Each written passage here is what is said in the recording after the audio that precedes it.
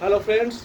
मैं अभिषेक कुमार समृद्धि आईएएस के online platform पे आप सभी का स्वागत करता हूं, अभिनंदन करता हूं। दोस्तों, मैं आप सभी को बताने जा रहा हूं कि एनआईएएस डीएलएड के जो 14 लाख कैंडिडेट हैं और उसमें बहुत सारे कैंडिडेट जो बिहार से हैं, उनके लिए दोस्तों एक बड़ी खबर है कि बीपीएससी टीआरई 4 में उनको मौका मिल सकता है। और इसको मौका दिलाने के लिए जो दोस्तों अब एनआईएएस डीएलएड कैंडिडेट जो है वो चिराग पासवान जी का रुख किया है। और आप सभी को पता है कि देश के अंतर्गत सबसे युवा जो लगातार आगे की बढ़ रहे हैं, अपना परचम जो है वो राजनीति के क्षेत्र में लगा रहे हैं, वो चिराग पासवान जी है। और चिराग पासवान जी से जो है अब युवा जो है बिहार के जो एनआईएएस कैंडिडेट है वो लगातार मिल रहे हैं और उनसे जो है मिल करके अपना ज्ञापन सौंपने का काम करेंगे और उनके सामने अपनी बात को रखेंगे कि जिस तरह से आपने बिहार में 5 की 5 सीटें जीती है, सरकार में जो है आपका एक अलग ही रुतबा है, आपका एक अलग स्थान है, तो आप युवा हैं और युवाओं की बातों को उठाइए। ये बात जो है दोस्तों आप सभी को बता दूं कि बिहार के जो युवा है एनआईएएस डीएलएड कैंडिडेट वो चिराग पासवान जी से मिलकर के अपनी बात को रखने वाले हैं और उनके सामने ये दबाव बनाएंगे कि आप युवाओं की बातें उठाइए और लोकसभा में जाकर के हमारी बातों को रखिए। प्रधानमंत्री जी से, शिक्षा मंत्री से हमारे सामने हमारे मुद्दे को उठाइए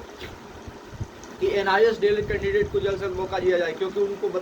साथ ही उनको मिलकर के ये बताएंगे कि किस तरह से एमएचआरडी के अप्रूवल पे एनआईएएस डीएलएड के जो कैंडिडेट है उनको जो है वो एनआईएएस डीएलएड का कोर्स कराया गया। उस समय कहीं से भी यह नहीं कहा गया था कि आप 18 महीने के हैं, आपको अगर ये कोर्स करते हैं तो शिक्षक भर्ती में मौका नहीं दिया जाएगा। इस तरह की कोई भी बातें दोस्तों उस समय जो है वो नहीं की गई थी। लेकिन अब जब जो है बिहार माननीय सुप्रीम कोर्ट के द्वारा जो है एनआईएएस डीएलएड के कैंडिडेट को, एनआईएएस डीएलएड के अभ्यर्थी को यह कह करके जो है बाहर कर दिया गया कि आप 2 वर्ष के डिग्री डिप्लोमा के इक्विवेलेंट नहीं है, तो इस सीधे तौर पे एनआईएएस डीएलएड के 14 से 14.5 लाख कैंडिडेट उनके साथ अन्याय हुआ। लेकिन सरकार जो है वो मूक दर्शक बनी हुई है, कुछ नहीं कर रही है। माननीय शिक्षा मंत्री जी ने कहा कि आप जो है वो सुप्रीम कोर्ट में ही जाइए, सुप्रीम कोर्ट ही आपका जो है जो कुछ करना होगा वो करेगा। तो मेरे कहने का मतलब है कि जब चिराग पासवान जी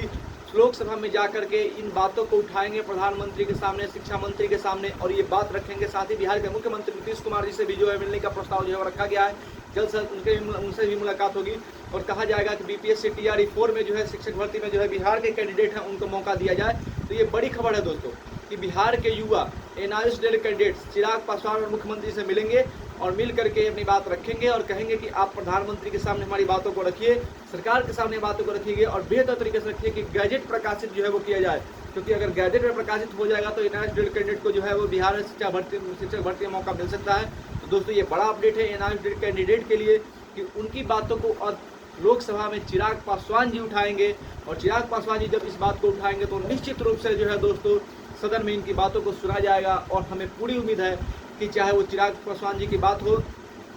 को चाहे वो शिक्षा मंत्री जी हो, चाहे प्रधानमंत्री जी हो, चाहे अमित शाह गृह मंत्री जी हो, इन सभी लोगों को उनकी बातों को सुनना होगा। और देश भर में अगर कहीं पे भी शिक्षक भर्ती होती है तो एनआईएएस डीएलएड के जो कैंडिडेट है उनको दोस्तों जो है मौका देना होगा। क्योंकि एनआईएएस डीएलएड कैंडिडेट वो है जो जिनकी नाराजगी का असर जो है दोस्तों लोकसभा क्षेत्र में लोकसभा चुनाव में देखने को मिला कि बिहार के अंतर्गत भी और यूपी के अंतर्गत जो है आपने लगातार देखा कि एनआईएएस डीएलएड कैंडिडेट की नाराजगी का जो है खामियाजा सरकार को भुगतना पड़ा और उनकी सीटों की संख्या जो है दोस्तों कमी हुई। क्योंकि जो बीजेपी अकेले पूर्ण बहुमत ला करके सरकार बनाती थी 2 बार से, वो इस बार अपने अकेले दम पे जो है दोस्तों सरकार नहीं बना पाई है। तो ये नाराजगी जो है एनआईएएस डीएलएड कैंडिडेट को, युवाओं की नाराजगी जो है उनको झेलनी पड़ी है। तो अब जब इस बात को लोकसभा में उठाया जाएगा तो निश्चित रूप से ये बातें जो है उनके दिमाग में होगी और एनआईएएस डीएलएड के कैंडिडेट को देश में कहीं भी अगर शिक्षक भर्ती होगा तो वहाँ पे मौका देना होगा और मौका मिलेगा। ये बड़ा अपडेट है दोस्तों। तो मैं आप सभी को एक बार फिर से कह दूँ कि आप सभी एकजुट हो जाइए और एक साथ होकर के अपने अपने क्षेत्र के जनप्रतिनिधि से मिलिए, उनसे कहिए कि आप जाकर के लोकसभा में, राज्यसभा में आपकी बातों को रखें और एनआईएएस डीएलएड कैंडिडेट को जैसे भी हो मान्यता दिलाने का काम करें। और लगातार आप सोशल मीडिया के जरिए जो है सरकार के ऊपर प्रेशर बढ़ा, सरकार से अपनी मांग को रखें कि सरकार आपको जल्द से जल्द जो है दोस्तों मान्यता दे। धन्यवाद दोस्तों, ये आपका अपडेट था। इसके बाद जो भी कोई बड़ा अपडेट आएगा आपके साथ जरूर शेयर करेंगे। धन्यवाद।